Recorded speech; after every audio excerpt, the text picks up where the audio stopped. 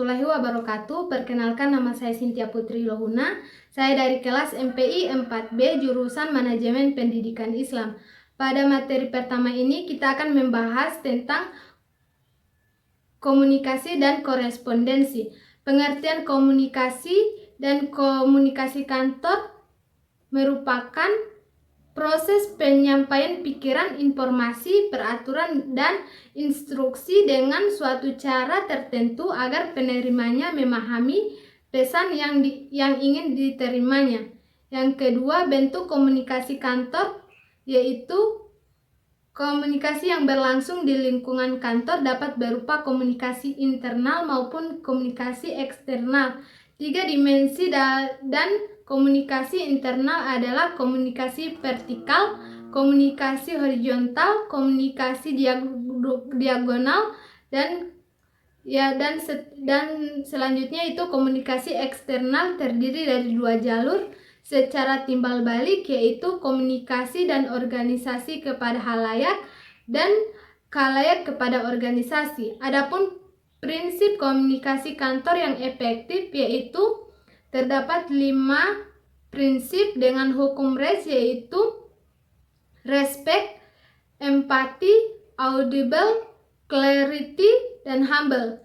Selanjutnya fungsi surat dan bagian-bagian surat, yaitu fungsi surat memiliki sejumlah fungsi yang melekat, yaitu fungsi tersebut dapat berupa fungsi umum maupun fungsi khusus. Fungsi umum surat secara garis besar adalah sebagai bukti hitam di atas putih. Adapun fungsi khusus surat yaitu sebagai alat dokumentasi, alat pengingat, bukti historis, pedoman pelaksanaan pekerjaan, dan duta penulisan.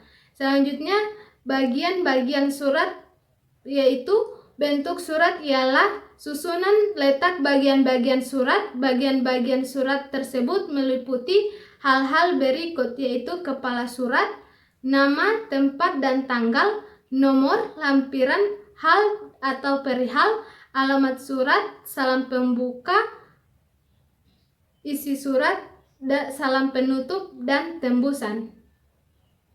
Kita masuk pada materi kedua, yaitu manajemen kearsipan. International Students Organization menyatakan bahwa arsip adalah informasi yang disimpan dalam berbagai bentuk, termasuk data dalam komputer, dibuat atau diterima serta dikelola oleh organisasi maupun orang dalam transaksi bisnis dan menyimpan sebagai bukti aktivitas. Adapun fungsi kearsipan yaitu alat penyimpan wakat, alat bantu perpustakaan, khususnya pada organisasi besar yang menyelenggarakan sistem sentralisasi. Adapun selanjutnya sebagai alat bantu bagi pemimpin dan manajemen dalam mengambil keputusan. Alat perekam perjalanan organisasi, mengefektifkan dan mengefisiensikan pekerjaan sebagai alat untuk memecahkan permasalahan yang dihadapi organisasi, sebagai alat untuk memberikan keterangan yang diperlukan bagi yang membutuhkan data, dan yang terakhir sebagai sumber informasi peristiwa dan kegiatan yang terjadi di kantor. Selanjutnya, selain itu secara umum tugas pokok unit kearsipan menurut Sedarmayanti adalah yang pertama menerima wakat, yang kedua mencatat wakat, yang ketiga mendistribusikan wakat, yang keempat menyimpan, menata, dan menemukan kembali arsip dengan sistem tertentu, memberikan pelayanan kepada pihak-pihak yang memerlukan arsip, dan mengadakan kegiatan atau pemeliharaan arsip, dan yang terakhir mengadakan dan merencanakan penyusunan dan lain-lain.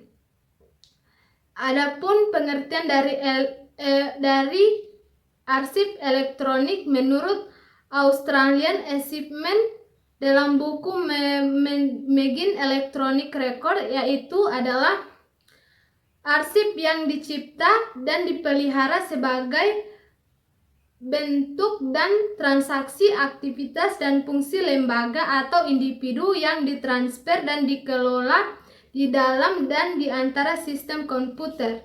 Sistem pengarsipan berbasis komputer memiliki banyak manfaat yaitu Sugiarto dan Wahyono, menyatakan bahwa manfaat penggunaan media elektronik dalam pengelolaan arsip adalah kecepatan, kemudahan, dan kehematan.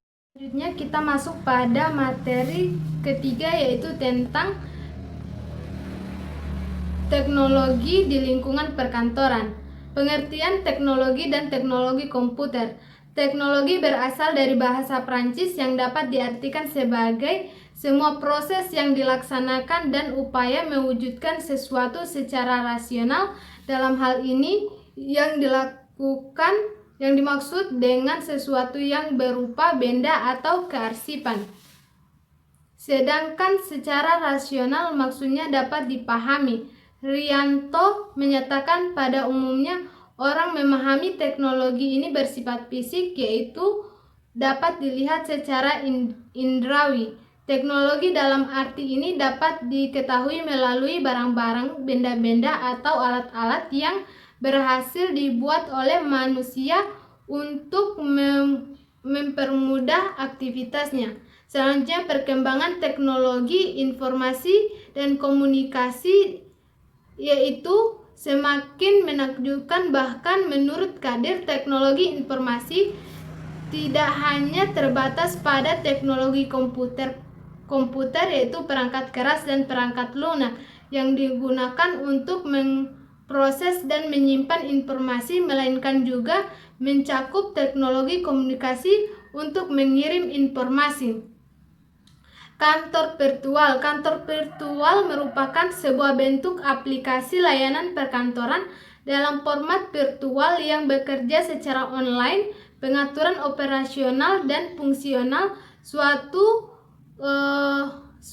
maupun dengan menggunakan teknologi komputer seperti PC, laptop, ponsel, dan akses internet. Selanjutnya, pengaruh teknologi informasi terhadap perkantoran. Ada beberapa perspektif yang perlu diperhatikan. Yang pertama, implikasi umum, yaitu aspek sosial, ekonomi, dan sebagainya. Yang kedua, implikasi terhadap karyawan atau kantor. Perkembangan pekerjaan kantor menjadi lebih mudah, akurat, dan cepat. Ini dapat dilihat bagaimana aplikasi teknologi informasi dapat membackup beberapa pekerjaan kantor, yaitu pekerjaan penanganan surat dan pembuatan laporan. Yang kedua, pekerjaan komunikasi perkantoran, pengiriman surat, dan tata laksana arsip atau filing. Demikianlah presentasi materi dari saya. Mohon maaf apabila ada kekurangan. Demikian, wabillahi taufiq wal hidayah. Wassalamualaikum warahmatullahi wabarakatuh.